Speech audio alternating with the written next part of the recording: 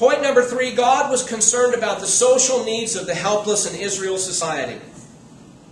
Special care was to be given to foreigners, that is, those without national protection, orphans, those without parental protection, widows, those without a husband's protection, and the poor, those without monetary protection.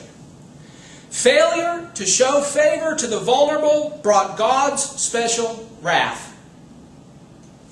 I'll say that again. Failure to show favor to the vulnerable brought God's special wrath. I love the passage in Proverbs 14:31, which says, well, let me go there.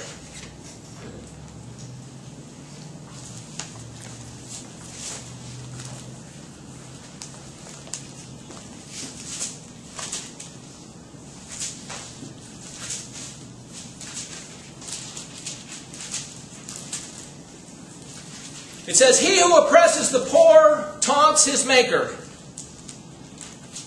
But he who helps the needy honors God."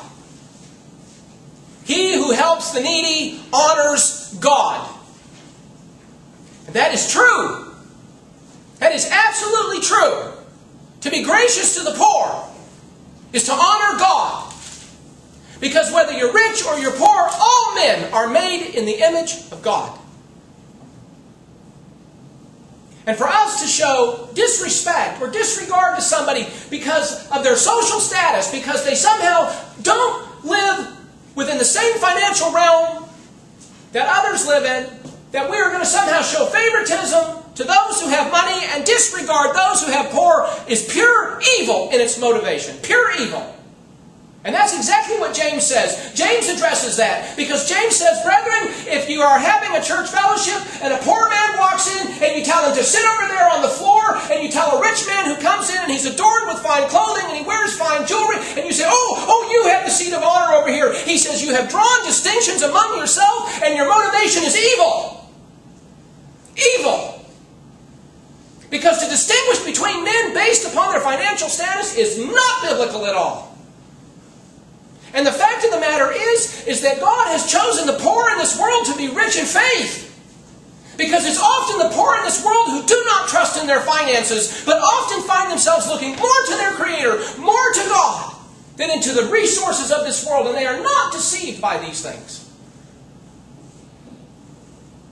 And so as Christians, above all people, we ought to be reaching out and showing kindness to the poor.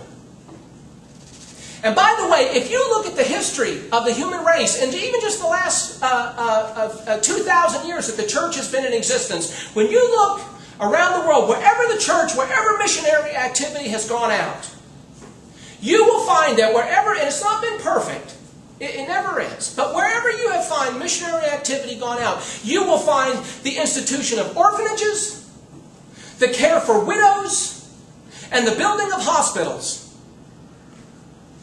More than any other group in the world, Christians that have been motivated by God and His Word to start these institutions because of the value that God's Word gives for the poor in society.